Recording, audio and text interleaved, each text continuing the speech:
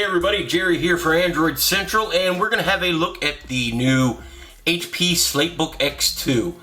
It's the latest ultra-portable hybrid device from HP, and it's pretty slick. I enjoyed it.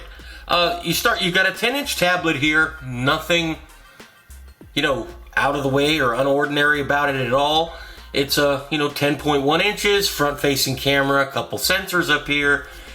You flip it around to the back, you've got a back camera that, let's be honest, they're not that great. We'll have some pictures, examples. There's a power button, volume button. Down here on the bottom, you've got a headphone jack, micro SD card slot, and 3 little slots that something can plug into, and that's used to, the keyboard to support it. These 2 outside ones are purely support. The center one is a data switch. And that's it. We'll pop it over. Let me turn this thing on. And we'll take a quick look. Let you see, in the settings and whatnot. Everybody likes to see this stuff. There's my secret Wi-Fi. About tablet, you can see it's Android 4.2.2. Get that out of the light. Build number 4.2.2 something something something, magic HP numbers. Status, there's serial number, uptime, everything you'd want to know. You go through the home screens, it's pretty much unmolested Android. HP didn't put a lot into the OS itself. They did put quite a few programs in there. Now, of course, I've added some myself. But there's some good stuff in here, some not so good stuff. Box you might like, Evernote you might like. Really nice Office dock in here. I agreed the last time.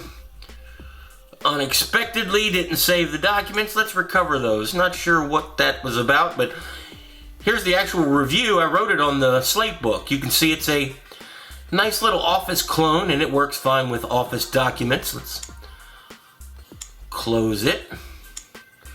Go back to looking.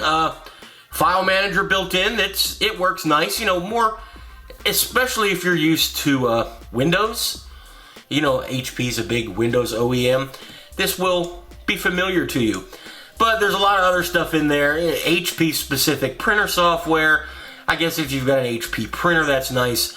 Wild Tangent games. That's absolute garbage. You'll want to hide it and pretend it was never on there. That's what I would suggest anyway.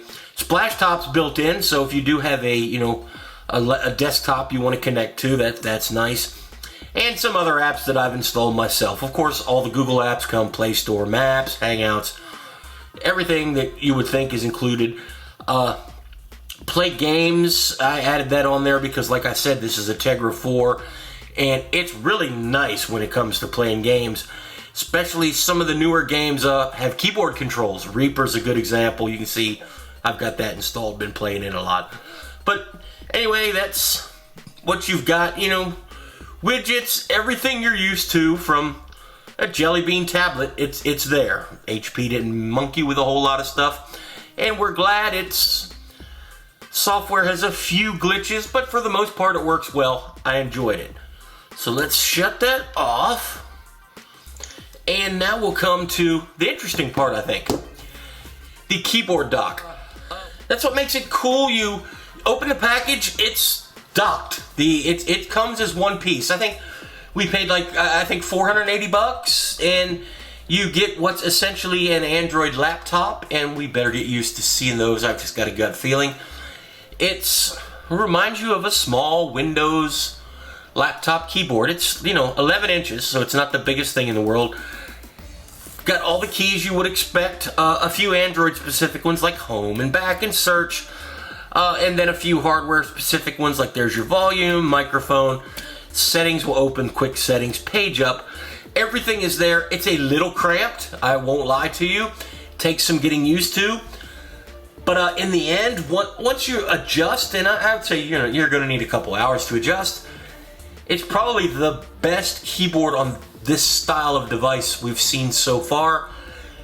Better than the offerings last year from Asus. Much better than the Windows RT nightmare thingy, flat monstrosity. But, you know, we haven't seen the new stuff from everybody else, so I hate to say it's the best, but it's the best we've seen so far. The keys have a lot of travel. I'm not the biggest fan of chiclet keys. I like those big mechanical, make a lot of noise keys. But you can get work done with this as long as you can find applications that'll work for you. Trackpad doubles as a button. I like that. I like to feel and hear things click. That's just me. Not coated with glass like you'd find on a MacBook Air or the Pixel, but it's not bad. It's, you know, multi-touch. You can do the 2-finger scrolling. You know, you can tap and drag to select and move something around. It's more than adequate, but it's not the best you're going to find, and I think that's a good way to put that. You'll get used to it.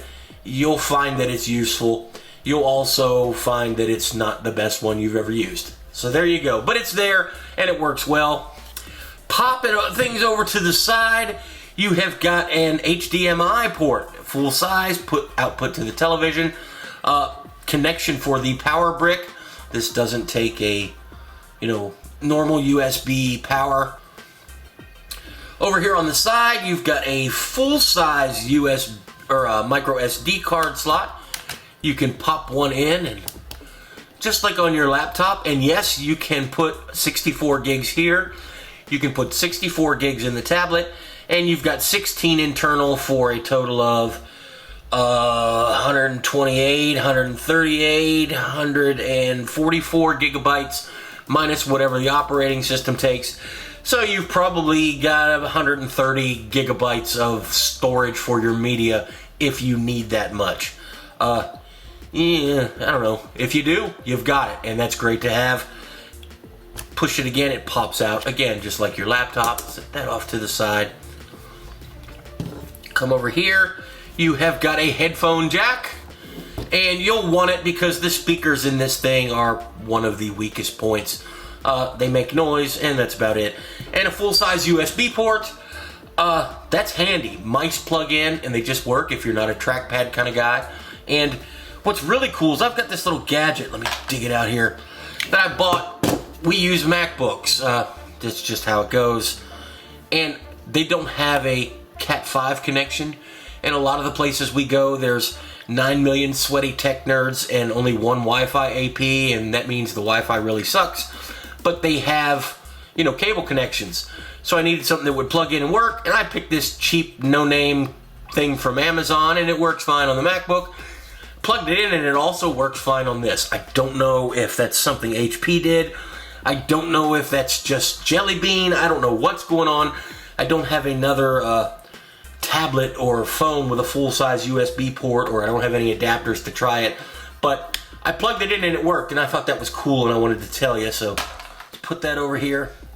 Then you come to the back, and you've got, let me move that a little bit.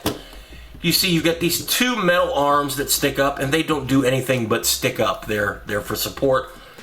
You've got a data port and a switch style thingy there. Let's get the tablet out, and if you notice, they match up. So make sure it's in the right holes, and it goes right in. This one's really solid. The tablet isn't going to go anywhere. You fold it up, it makes a nice little laptop. A little chunky, not too bad. You flip it back open. Got a switch here to disconnect it if you want. When you want it connected, you put it back in, it automatically connects. Shut it, throw it in your bag, and you've got Android on the go. Well, you know, read the whole review. Got a lot of stuff in it going on. Let me turn that around. HP will appreciate that. I like the thing. I read exactly what I've got to say. I think, you might like it too. It's worth giving it a shot if you're looking for this style of device.